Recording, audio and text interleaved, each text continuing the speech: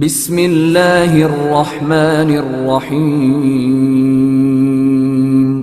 رب زدنی علما۔ Dear students and learners, السلام علیکم۔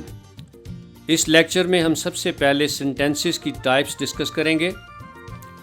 Formation wise there are 4 types of sentences: simple sentence, compound sentence, complex sentence, compound complex sentence. Number 1. Simple sentence. A simple sentence conveys a single thought and consists of only one independent clause. ایک simple sentence کسی ایک بات یا خیال کو بیان کرتا ہے اور ایک ہی independent clause پر مشتمل ہوتا ہے، جیسے They live in Karachi. وہ کراچی میں رہتے ہیں۔ Honesty is the best policy. ایمانداری بہترین حکمت عملی ہے۔ Samina resembles her mother. Samina اپنی والدہ سے مشابہت رکھتی ہے۔ Number 2. Compound sentence. A compound sentence conveys more than one thought and consists of 2 or more independent clauses. Compound sentence ایک سے زیادہ باتیں یا خیال بیان کرتا ہے اور 2 یا 2 سے زیادہ independent clauses پر مشتمل ہوتا ہے۔ Examples دیکھیے۔ He is poor yet he is honest. وہ غریب ہے مگر ایماندار ہے۔ A horse gallops and a tortoise crawls. گھوڑا سرپٹ دوڑتا ہے اور کچھوا رینگتا ہے۔ Ali took tea but I preferred a cold drink. علی نے چائے لی لیکن میں نے ٹھنڈے مشروب کو ترجیح دی۔ I was not very hungry so I just took an orange juice. مجھے زیادہ بھوک نہیں تھی لہٰذا میں نے صرف مالٹے کا جوس لیا۔ You should work hard or you will lose your job. تمہیں سخت محنت کرنی چاہیے ورنہ تم اپنی ملازمت کھو بیٹھو گے۔ غور کریں کہ یہ فقرات 2 انڈیپینڈنٹ کلازز پر مشتمل ہیں، جبکہ Night came on, rain fell heavily and we all got very wet. 3 independent clauses Night came on, rain fell heavily اور we all got very wet پر مشتمل ہے۔ یہ بھی یاد رہے کہ کمپاؤنڈ سینٹینسز میں عموماً اینڈ، بٹ، اور، نور، سو، فار، یٹ کے الفاظ آتے ہیں۔ Sometimes 2 independent clauses in a compound sentence are connected by a semicolon. بعض اوقات ایک کمپاؤنڈ سینٹینس میں 2 انڈیپینڈنٹ کلازز کو سیمی کولن سے جوڑا جاتا ہے۔ For example, grasshoppers are lazy. They are not very hard to catch. ٹڈے بہت کاہل ہوتے ہیں، انہیں پکڑنا بہت مشکل نہیں ہوتا۔ Number 3. Complex sentence. A complex sentence consists of one independent clause and one or more dependent clauses.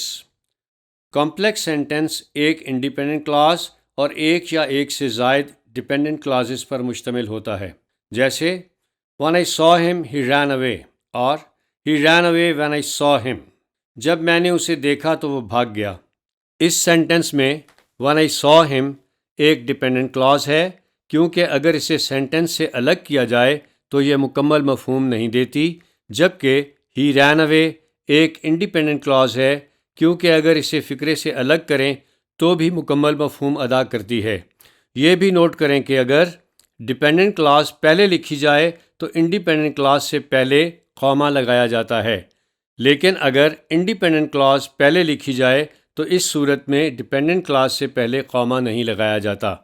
اسی طرح You cannot go out until you have finished your work. اس سینٹنس میں You cannot go out ایک independent clause ہے جبکہ Until you have finished your work ایک dependent clause ہے۔ یہ بھی یاد رہے کہ dependent clauses when, because, if, after, before, while, unless, even though وغیرہ سے شروع ہوتی ہیں۔ مزید دیکھیے Since the people were innocent, they chose him their president, which was a regrettable thing. چونکہ لوگ معصوم تھے انہوں نے اسے اپنا صدر منتخب کر لیا جو ایک قابل افسوس بات تھی۔ اس فقرے میں Since the people were innocent ایک ڈیپینڈنٹ کلاز ہے کیونکہ اگر اس کلاز کو فقرے سے الگ کریں تو یہ ایک فقرے کی حیثیت نہیں رکھتی اور ایک فقرے کی طرح مکمل مفہوم نہیں دیتی، جبکہ which was a regrettable thing بھی ایک ڈیپینڈنٹ کلاز ہے لیکن دے چوز ہم دیئر پریزیڈنٹ ایک انڈیپینڈنٹ کلاز ہے کیونکہ اگر اسے سینٹنس سے الگ بھی کر دیں تو بھی ایک سینٹنس کی طرح مکمل مفہوم دیتی ہے۔ Number 4، compound complex sentence. A compound complex sentence consists of 2 or more independent clauses and 1 or more dependent clauses. Compound complex sentence 2 یا 2 سے زیادہ independent clauses اور 1 یا 1 سے زیادہ dependent clauses پر مشتمل ہوتا ہے۔ Examples دیکھیے۔ The rabbit sleeps with eyes closed, but the tortoise keeps them open when it is asleep. خرگوش آنکھیں بند کر کے سوتا ہے لیکن کچھوا آنکھیں کھلی رکھتا ہے جب وہ سویا ہوتا ہے۔ I do not know why he comes here, but I doubt he has some ulterior motives. میں نہیں جانتا وہ یہاں کیوں آتا ہے لیکن مجھے شک ہے کہ اس کے کچھ خفیہ عزائم ہیں۔ مزید دیکھیے۔ If you do not perform well, they will turn you out. Your friends will ignore you and your parents will be much dejected. اگر تم نے اچھی کارکردگی نہ دکھائی تو وہ تمہیں باہر نکال دیں گے، تمہارے دوست تمہیں نظر انداز کر دیں گے اور تمہارے والدین بہت رنجیدہ ہوں گے۔ ڈیئر اسٹوڈنٹس، بعض اوقات کوئی ڈیپینڈنٹ کلاز کسی انڈیپینڈنٹ کلاز کے درمیان بھی آ سکتی ہے، جیسے The men who were selected were excellent players. They had got a great deal of experience and they worked well. اس فقرے میں The men اور were excellent players مل کر ایک انڈیپینڈنٹ کلاز بناتے ہیں، جبکہ who were selected ایک ڈیپینڈنٹ کلاز ہے۔ اس کے علاوہ they had got a great deal of experience اور they worked well بھی انڈیپینڈنٹ کلازز ہیں۔ مزید دیکھیے۔ The boy intended to stay longer, but his companions who were waiting for him outside the hall signaled him to come out and he did. اس فقرے میں his companions اور signaled him to come out مل کر ایک independent Claus بناتے ہیں، جبکہ who were waiting for him outside the hall ایک ڈیپینڈنٹ کلاز ہے۔ اس کے علاوہ the boy intended to stay longer اور he did بھی انڈیپینڈنٹ کلازز ہیں۔ Dear students and learners, now we discuss kinds of sentences. Function wise there are 5 kinds of sentences. استعمال کے اعتبار سے سینٹنسز کی 5 اقسام ہیں۔ اب باری باری ان اقسام کے بارے میں بات کرتے ہیں۔ Number 1، assertive or declarative sentence. A sentence that makes a statement. ایسا جملہ جو کسی بیان پر مشتمل ہوتا ہے۔ There are 3 kinds of assertive sentences. Number 1, affirmative or positive sentence. A sentence that gives a positive statement. ایسا جملہ جو کوئی مثبت بیان دے، جیسے اقبال از اے ٹیچر، اقبال ایک استاد ہے۔ I live in Lahore، میں لاہور میں رہتا ہوں۔ He goes to college every day، وہ روزانہ کالج جاتا ہے۔ She went to Islam Abad yesterday، وہ کل اسلام آباد گئی۔ We shall go to Karachi tomorrow، ہم کل کراچی جائیں گے۔ Number 2، negative sentence. A sentence that gives a negative statement. ایسا جملہ جو کوئی منفی بیان دے، جیسے Iqbal is not a teacher, Iqbal ایک استاد نہیں ہے۔ I do not live in Lahore، میں لاہور میں نہیں رہتا ہوں۔ He does not go to college every day، وہ روزانہ کالج نہیں جاتا ہے۔ She did not go to Islam Abad yesterday، وہ کل اسلام آباد نہیں گئی۔ We shall not go to Karachi tomorrow، ہم کل کراچی نہیں جائیں گے۔ Number 3، narrative sentence. A sentence that narrates some event. ایسا جملہ جو کوئی واقعہ بیان کرتا ہے، جیسے Once upon a time there was a king، ایک مرتبہ کا ذکر ہے کہ ایک بادشاہ تھا۔ The general attacked the city and conquered it، general نے شہر پر حملہ کر دیا اور اسے فتح کر لیا۔ The second kind is interrogative sentence. A sentence that asks a question. ایسا جملہ جو سوال پوچھنے کے لیے استعمال ہو، جیسے Is اقبال a teacher؟ کیا اقبال ایک استاد ہے؟ Do you live in Lahore؟ کیا آپ لاہور میں رہتے ہیں؟ Does he go to college every day؟ کیا وہ روزانہ کالج جاتا ہے؟ Did she go to Islam Abad yesterday؟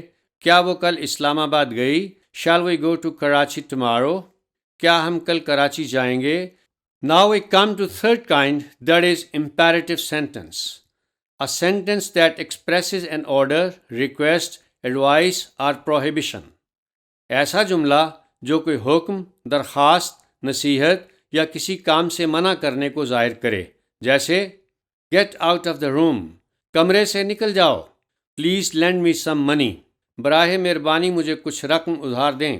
Always trust in اللہ، ہمیشہ اللہ پر بھروسہ کریں. Take care of your health, اپنی صحت کا خیال رکھیں. Do not waste your time, اپنا وقت ضائع مت کرو. Number 4 kind is exclamatory sentence. A sentence that expresses a strong or sudden feeling. ایسا جملہ جو اچانک بیدار ہونے والے جذبات کا بے ساختہ اظہار کرے، جیسے hurrah we have won the match, آہا ہم نے میچ جیت لیا ہے. Alas my brother has failed, افسوس میرا بھائی فیل ہو گیا ہے. What a pleasant weather it is, کتنا خوشگوار موسم ہے. ہاؤ ہائی دا وال از، کتنی اونچی دیوار ہے. ہاؤ نائسلی ہی پلیڈ، وہ کس عمدگی سے کھیلا. ان فقرات میں بالترتیب خوشی، افسوس اور حیرت کا اظہار ہو رہا ہے. The fifth and the last kind is optative sentence. A sentence that expresses some supplication or strong unfulfilled wish. ایسا جملہ جو کوئی دعا یا نہ پوری ہو سکنے والی خواہش ظاہر کرے، جیسے May you live long، خدا تمہاری عمر دراز کرے.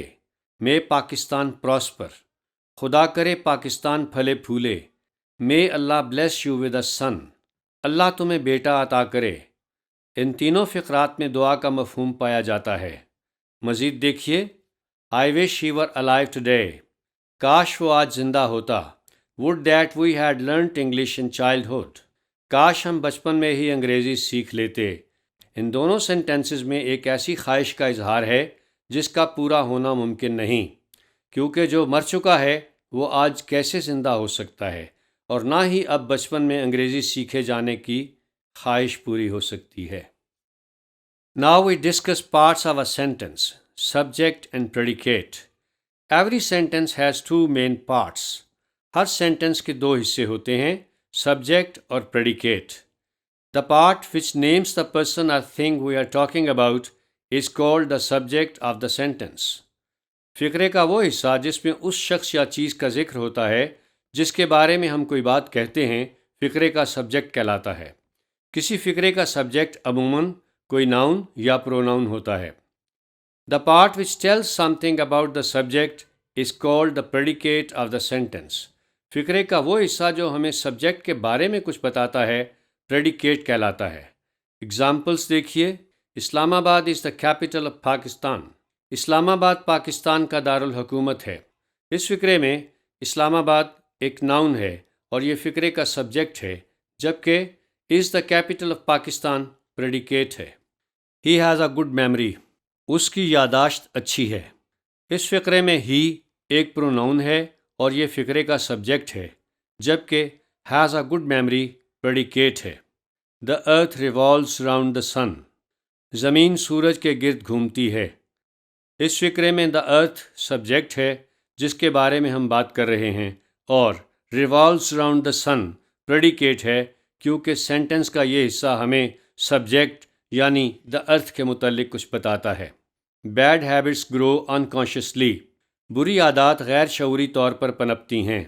اس فقرے میں بیڈ ہیبٹس سبجیکٹ ہے اور گرو انکانشیسلی پریڈیکیٹ ہے کیونکہ فقرے کا یہ حصہ ہمیں سبجیکٹ کے بارے میں کچھ بتا رہا ہے. The boy with brown hair sells newspapers, بھورے بالوں والا لڑکا اخبار بیچتا ہے. اس فقرے میں the boy with brown hair فقرے کا سبجیکٹ ہے، جبکہ سیلز نیوز پیپرز پریڈیکیٹ ہے. بعض اسٹوڈنٹ سمجھتے ہیں کہ سبجیکٹ صرف کام کرنے والے کو کہتے ہیں.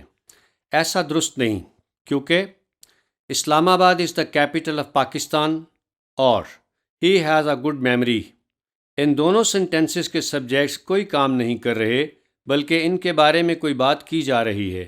جب کسی فقرے کا سبجیکٹ کوئی آدمی یا جانور ہوگا تو وہ عموماً کام کرے گا، لیکن ایسا ضروری نہیں. The subject of a sentence usually comes first, but occasionally it is put after the predicate. Subject عموماً فقرے کے شروع میں آتا ہے، لیکن بعض اوقات یہ فقرے کے آخر پر بھی آ سکتا ہے. جیسے Here comes the bus، وہ آئی بس. In the first room of the house lives a poet. مکان کے پہلے کمرے میں ایک شاعر رہتا ہے. In imperative sentences, the subject is left out because it is understood. For example, say your prayers regularly. Here the subject you is understood. Come in and sit down. Here the subject you is understood. Now we discuss object. The name of a person or a thing that receives an action is called object. وہ آدمی، جانور یا چیز جس پر کام وارد ہو، یعنی جو کام action کو ریسیو کرے، وصول کرے، آبجیکٹ کہلاتا ہے. مثالیں دیکھیے. He always helps his brother. وہ ہمیشہ اپنے بھائی کی مدد کرتا ہے. She ignored us. اس نے ہمیں نظر انداز کیا. Aslam killed a snake. Aslam نے ایک سانپ مارا. I bought a book. میں نے ایک کتاب خریدی. She crossed the road. اس نے سڑک پار کی. ان فقرات میں his brother, us, a snake, a book اور the road آبجیکٹس ہیں کیونکہ انہوں نے ایکشن یعنی کام کو ریسیو کیا ہے، یعنی ان پر کام وارد ہوا ہے. نیز یہ بھی یاد رہے کہ سبجیکٹ کی طرح آبجیکٹ کوئی ناؤن بھی ہو سکتا ہے اور پروناؤن بھی. کسی فقرے میں سبجیکٹ، ورب اور آبجیکٹ کو پہچاننے کے لیے یاد رکھیں کہ کسی فقرے میں ورب سے پہلے ہو یا واٹ کے الفاظ لگانے سے جو جواب آتا ہے وہ اس فقرے کا سبجیکٹ ہوتا ہے. ورب کے بعد whom یا واٹ لگانے کی صورت میں حاصل ہونے والا جواب اس فقرے کا آبجیکٹ ہوتا ہے، جبکہ سبجیکٹ کے بعد ڈو واٹ لگانے سے فقرے کا ورب معلوم ہو جاتا ہے. اگزامپلس دیکھیے. امجد helped his brother. غور کریں کہ اس سینٹنس میں ورب helped سے پہلے ہو لگانے سے ہمیں فقرے کا سبجیکٹ معلوم ہو جاتا ہے جو کہ امجد ہے. helped کے بعد whom لگانے سے فقرے کا آبجیکٹ یعنی his brother معلوم ہو جاتا ہے. سبجیکٹ کے بعد do what لگانے سے ہمیں فقرے کے ورب helped کا پتہ چلتا ہے. اسی طرح she crossed the road. اس فقرے میں crossed سے پہلے who لگانے سے ہمیں فقرے کے سبجیکٹ کا پتہ چلتا ہے جو کہ she ہے. crossed کے بعد what لگانے سے ہمیں فقرے کا آبجیکٹ یعنی the road معلوم ہو جاتا ہے. سبجیکٹ کے بعد do what لگانے سے فقرے کے verb crossed کا پتہ چلتا ہے. عزیز طلبہ، کئی فقرات ایسے بھی ہوتے ہیں جن میں آبجیکٹ موجود نہیں ہوتا، جیسے he goes to school. The patient cried loudly. He gets up at 8 a.m. غور کریں کہ ان فقرات میں آبجیکٹس موجود نہیں کیونکہ ان فقرات میں کام کو وصول کرنے والے کا ذکر ہی نہیں. ڈیئر اسٹوڈنٹس اینڈ لرنرز، اب آپ ٹرسٹ انگلش گرامر میں دی گئی ایکسرسائزز خود کیجئے. کوئی مشکل پیش آئے تو کتاب کے آخر پہ دیے گئے جوابات سے مدد لیں. نیکسٹ لیکچر میں ہم اپنے main topic parts of speech کو ڈسکس کریں گے.